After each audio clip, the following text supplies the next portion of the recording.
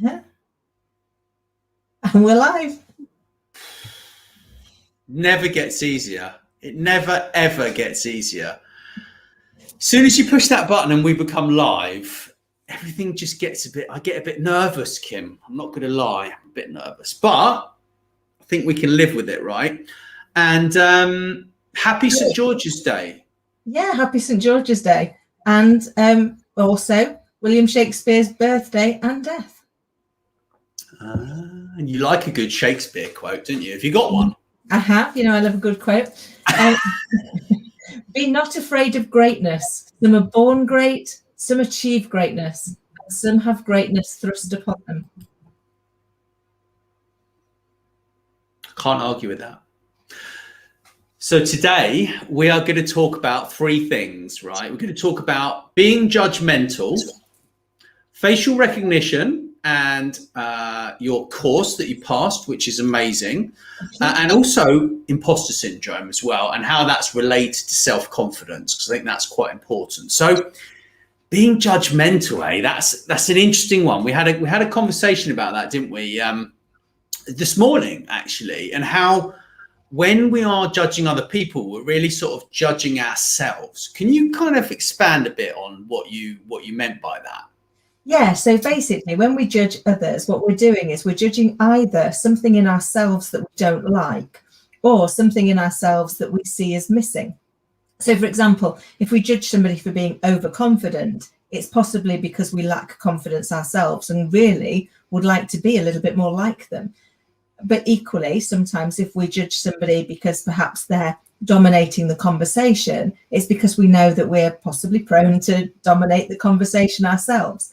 And therefore, what we need to think about when we find ourselves judging somebody is, what lesson am I trying to learn here? So what is it that my subconscious brain is trying to bring to my attention to enable me to go and address that? I think, this week we both have had some examples where people outright judged us, and in some ways really harsh. And it was hurtful at the time until you realize that actually there's a couple of things there. One, that actually they're dealing with that pain themselves because they're projecting out their own concerns, their own feelings of lack of strength in certain areas and putting them on us. But equally, we've invited them into our lives for a reason, probably because we needed to hear it, so that we could have a look at it and say, why is this hurting me? Is it because it's true? And it's something that I'm concerned about for myself, but I'm just not being open to that? Or is it because it's something that I really would like to be and I'm not? And therefore, we can leave that person to, rather than respond, rather than retaliate, rather than get into an argument, you can leave that person to hopefully find the help that they need to deal with their pain. And you can take on board the lessons that they've been brought into your life for you to learn and go, okay, so what is it about this that I want to take away and do differently to help me be a better person? Yeah, I mean, I think that's been a big point that's been, coming up over and over and over again, right? And I think until we learn these lessons, they keep reoccurring in our lives, and that's something that I'm just kind of getting used to. I think really within this self-development space, it's a tough one, right? Yeah, it is. But I think we've got to remember is that our subconscious is trying to tell us where we go wrong. Sometimes, though, our subconscious goes against us. We know it's our inner child often, and therefore it desperately tries to keep us safe and holds us back as a result of that. But we're there to do the learning. So when it's holding us back, when it's judging somebody else, it's because it's uncertain that we are fully developed in a particular area. And we need to go and look at that and say, okay, so why do we feel like that? And what can I do to get the development to enable me and my inner child to feel safe in this situation? But you're right. If we don't learn the lesson, then the lesson will keep repeating, because we're all here to learn and grow. And so we've got to look at every opportunity and every challenge that comes to us and say, what's this? Why is this in my life? What am I here to learn? And what am I here to be grateful for? Because I genuinely believe everything in life is a lesson, a blessing, or both, even though at the time it might not feel like that. Very much so. Very much so. So about facial recognition, I know you've just literally got your qualification. We talked a little bit about this earlier in the week when I congratulated you, because I think you were one of the first people to actually get this qualification, right? Correct me if I'm wrong. Yes, so Adrienne Carter, who's the original Face Whisperer, I'm part of her beta group of the first group that was going through and doing their practitioner training. And I think I was the second.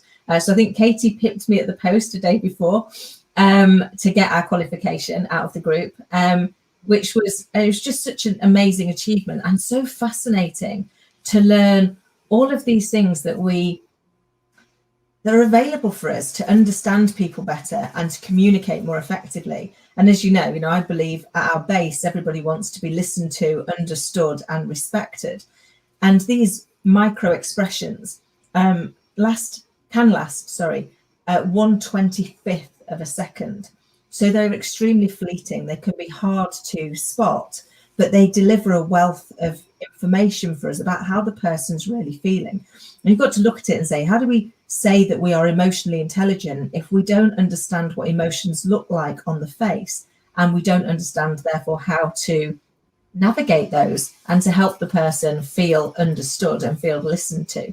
And it's been a real game changer in how to communicate and how to understand what people are really feeling, because often we don't want to appear to be a burden, do we? So how often when you felt really rubbish, have you said to somebody when they say to you, how are you? Go, I'm fine. Well, I always joke with anybody that knows me, that's like, if I ever say I'm fine, I mean, I'm fed up, insecure, neurotic and emotional. So either get me a cup of tea or a glass of wine, do me a favour, leave me in a dark room to come to terms with whatever that is. But that's because actually what I don't want to do is be a burden. In those moments, what I probably really want to do is have somebody just sit there and hold the space for me to be able to say how I'm really feeling.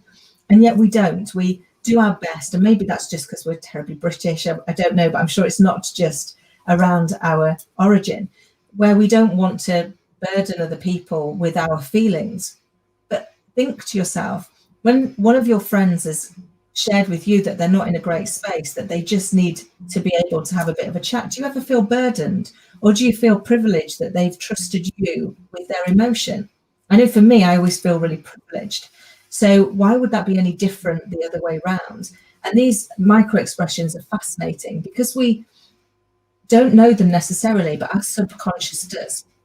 So all the research has shown that irrelevant of our age, our gender, our culture, our status, even if we were born blind, we will still demonstrate these same 16 emotions the same way. And we don't know enough to be able to stop those expressions from leaking out. So you can hear somebody say one thing, but when you see these micro expressions, you can realize that there's something else that's being hidden, that they're either suppressing some real emotion. And when you don't use it to ever call anybody out, that's not the point of this. The point is to be able to ask more insightful questions, to truly understand and to really hold the space for that person so that they can be fully understood. And the amazing other thing is that you can actually do a lot of this also through personology. Right. What do you mean by do it through personology? So as well as the facial muscle coding is actually part of FACES, which is the facial action coding system. And it's a system that's being used in facial recognition software around the globe. That's how scientifically proven it is.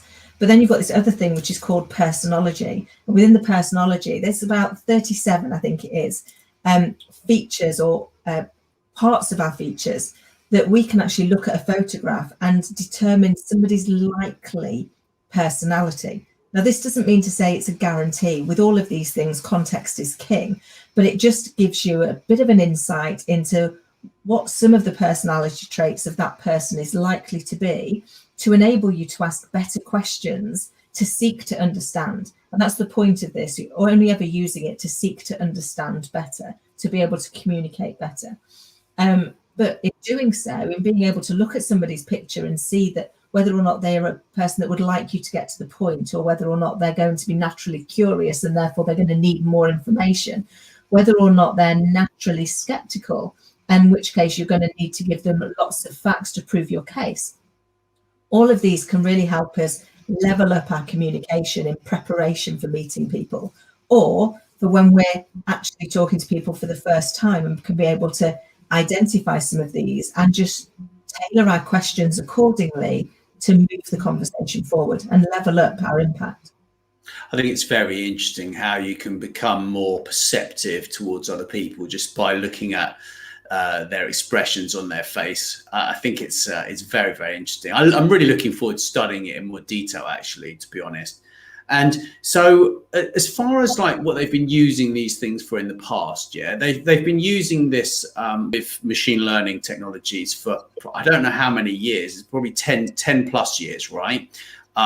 To actually work out terrorists and actually, you know, at airports, so that they can pick up on like suspicious activities, right?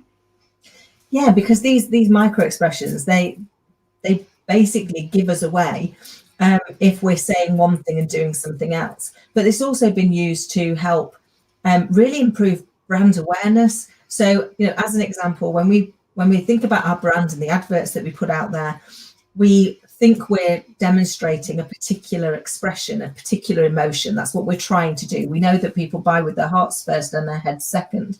So whenever we're doing these pictures, we are trying to create that emotional connection with our customer. But if we don't understand some of these traits and some of these micro expressions, what we don't understand is while we're trying to deliver one emotion, we might be delivering another one. So, you know, part of the training Adrienne was taking us through, she'd done a market research piece many years ago for an organization. And all they did in this research was they had two photos. They had a genuinely happy smile, and they had the same person with a fake smile. And when you look at both pictures, they look very similar until you know what you're looking for. But what they'd done is they set this test up. They were giving away mouthwash, and it didn't. And throughout the day, the only thing they changed is they changed them over midway through. Boxes were always stacked, filled exactly the same, so there was no bias on there. And they swapped them over midway through, so there was no left-right bias, so that it could be a genuine test. But what they found was 75% of the people took the free sample, the same free sample, from the box with a genuine smile. And that's because even though we might not know them, subconsciously we're aware of them. And there was another picture that they showed where this brand was trying to demonstrate a mother's love for their child. But once you knew what you were looking for, the woman was clearly showing disgust and the child was looking confused. So trying to demonstrate this like mother's love for their child, what they actually had was somebody who clearly was not that child's mother, and the child was therefore confused and interested. But the mother was like kind of a little bit disgusted at having to pick up this wriggly child that clearly they didn't know anything about. Now, you wouldn't have got that from the first look, but subconsciously you would have known that there was something off about that picture. And therefore it wouldn't have given you the emotional hit that they would need it to, for it to really drive home the message that they wanted to. And it's been proven that kind of knowing this stuff, being able to really look at the pictures that we put out there, our profile pictures, our brand pictures, the pictures that we use in our advertising, to understand, are they really demonstrating the emotion that I want them to demonstrate? Are they really depicting what it is that I want the person to get from this image, from this interaction? And it's amazing how many of our profile pictures, particularly those on LinkedIn, when you start looking at them, don't demonstrate the personality that probably you want them to, because they inadvertently are showing some of these micro expressions. So it's massively important that people understand this, I think.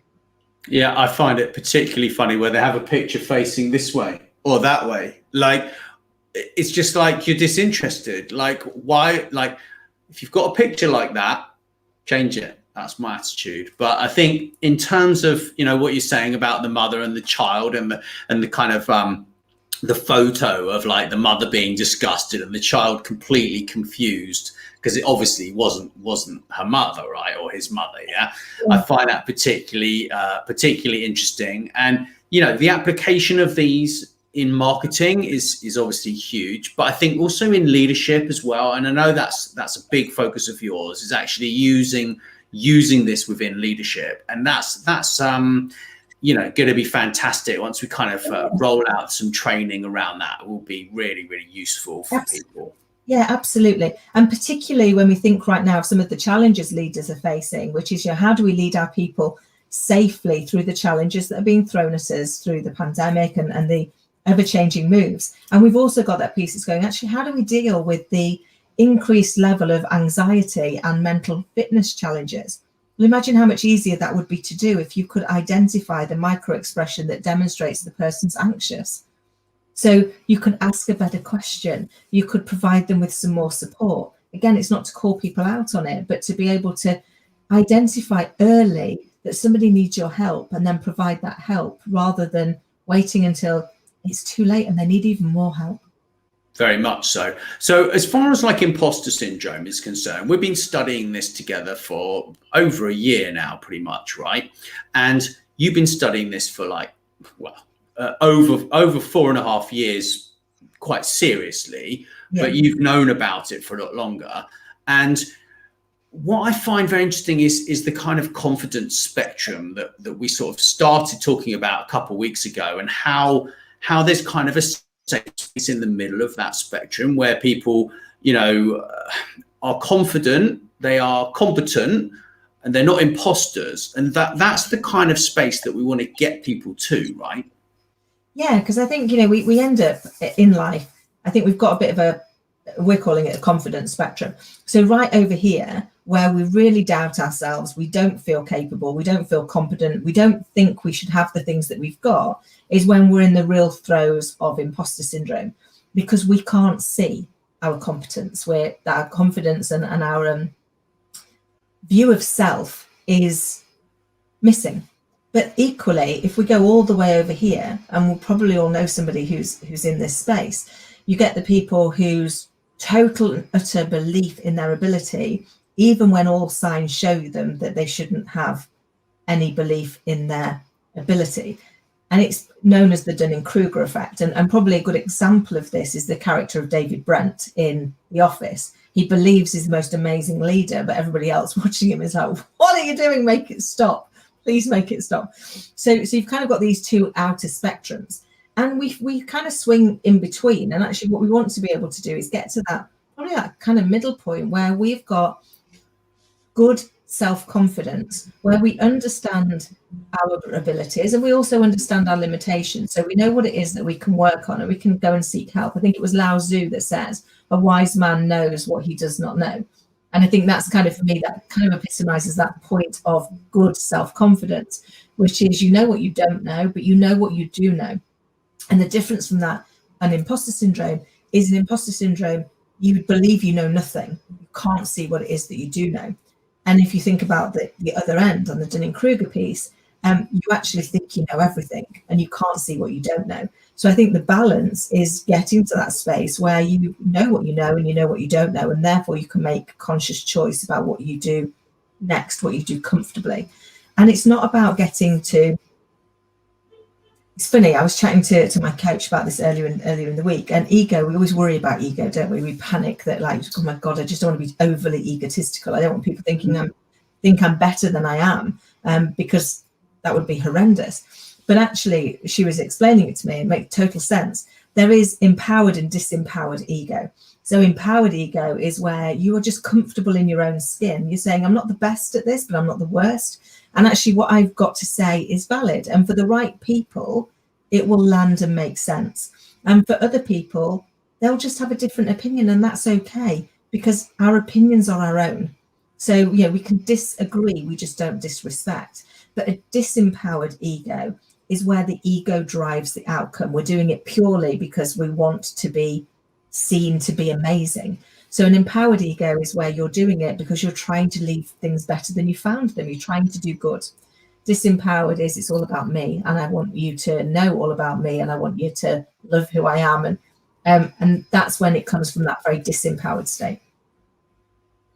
Yeah, well, we're giving away the 7-step guide, aren't we, to overcoming imposter, and people can grab that on overcomingimposter.com. So that's really cool, and that very, very helpful, I think, for people.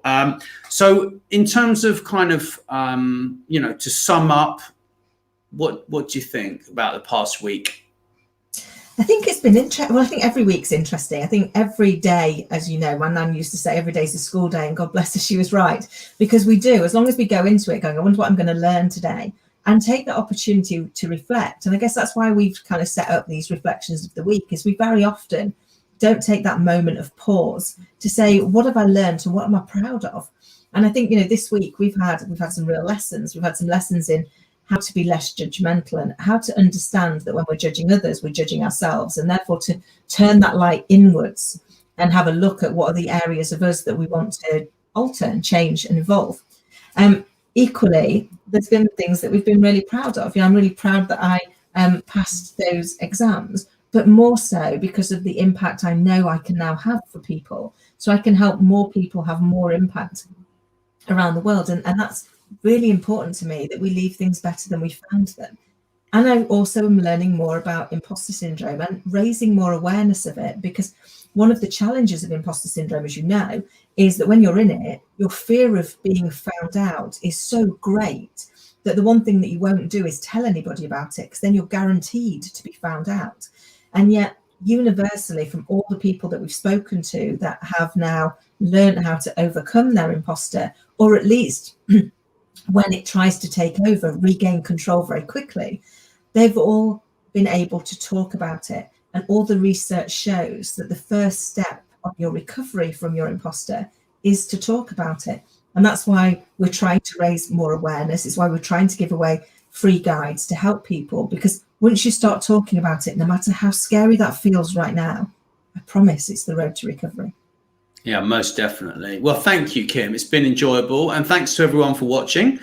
Please drop us a message if you want to jump on next time. I think we're doing a midweek one of these as well, as on Fridays. And that would be lovely. So thank you very much and have a great weekend. We're happy to take any comments or questions if you have any on this broadcast. And don't forget, if you know anyone that suffers from imposter syndrome, go to overcomingimposter.com, and we'd be delighted for you to download the 7-step guide so that you can move beyond it. Thanks, Kim.